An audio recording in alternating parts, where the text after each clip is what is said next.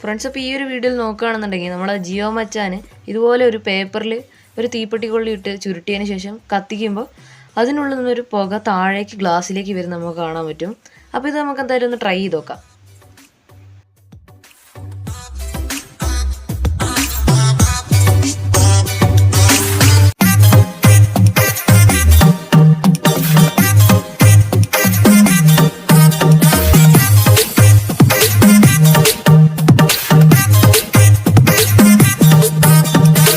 ഈ പുക വേണമെന്നുണ്ടെങ്കിൽ നമുക്ക് വേറെ ഗ്ലാസ്സിലേക്ക് ഒഴിക്കാൻ പറ്റും. അപ്പോൾ ഇത് കാറ്റായതുകൊണ്ടെല്ലാം പറന്നുപോയി.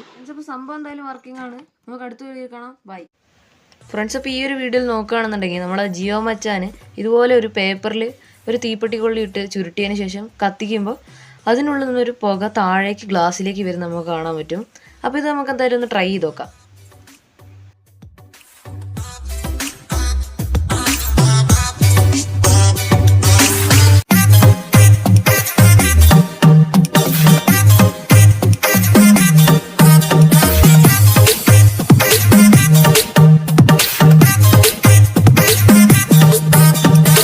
ഈ പുക വേണമെന്നുണ്ടെങ്കിൽ നമുക്ക് വേറെ ഗ്ലാസ്സിലേക്ക് ഒഴിക്കാൻ പറ്റും.